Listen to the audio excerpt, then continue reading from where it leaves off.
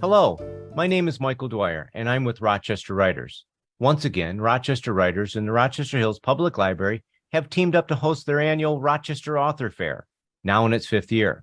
We're hosting 20 authors in person at the library in downtown Rochester on Saturday, November 25th from 10 a.m. until 3 p.m.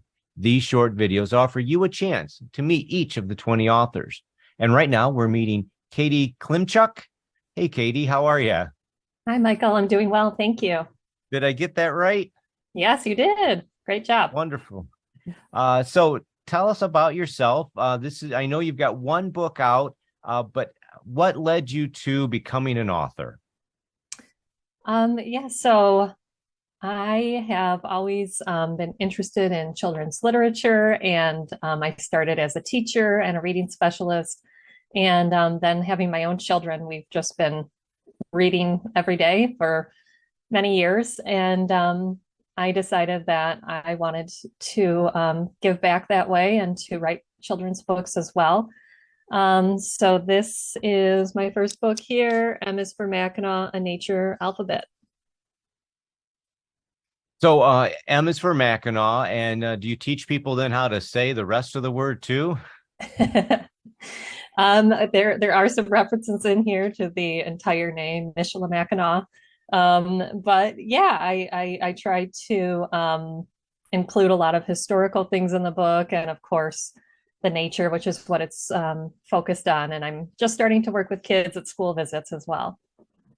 Now, is it all about Mackinac, or is it just that's the M that you picked out, the letter you picked out to call it? No, the entire book is about the island. And so I had a pretty small scope to work within, but everything that we feature in terms of the letters are natural to the island. Many of them have been there for many, many centuries. And if there are any buildings or landmarks in the book, they're kind of just to anchor people in the sense of where it is on the island. But the nature is really the star. Now, of course, Mackinac Island, anyone from Michigan or the Midwest knows about Mackinac Island. In fact, the world knows about it. It's always one of the top 10 island destinations, probably the only one that's not, surrounded by salt water. Mhm. And it's an amazing place. And of course, sometimes we think about just the fudge and the horses, but it is quite a magical destination. And I'm sure that's one of the reasons you chose it as your first book.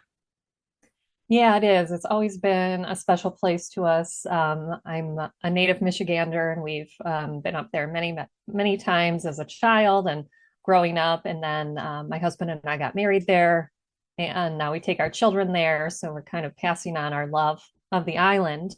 But as our children, who are now 7 and 9, it was kind of during the pandemic that we started to spend more and more time outside, of course, and nature just became a really big part of our lives. And it just, of course, helped all of us to feel better as well. And so the more that we go there now, the more that we do outside and just admiring the beautiful landforms, the water, of course, the flowers, plants. So I wanted to connect all of those things and hope that other families would take the book and it would inspire them to go beyond the main street of Mackinac and see all that it has to offer.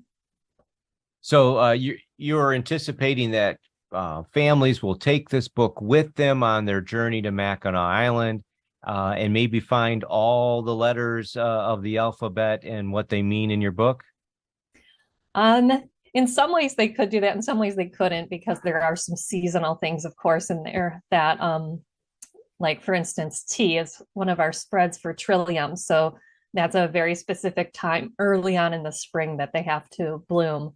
So what I'm just hoping is that some people are buying it after their visit as like a souvenir to remember it by, and some people are buying it before then. And I'm having a lot of people also interested in it for baby showers and as like a fun alphabet book to grow with the child and hopefully foster a love of the outdoors. Well, it's a wonderful idea, and I know there's lots of people that enjoy the island, including newlyweds that get married there. That was the last time I was there, was for a wedding. So I could see maybe everyone in the wedding getting one of your books to remember their visit for. I like that. Yeah, good idea, I think. Anyway, we're gonna be able to meet you and your book at the author fair on November 25th. We look forward to seeing you in person and being able to pick up a copy of your book. Yeah, that sounds great. I'm looking forward to being there in November. Great. We'll see you there. Okay, sounds good. Thank you, Michael.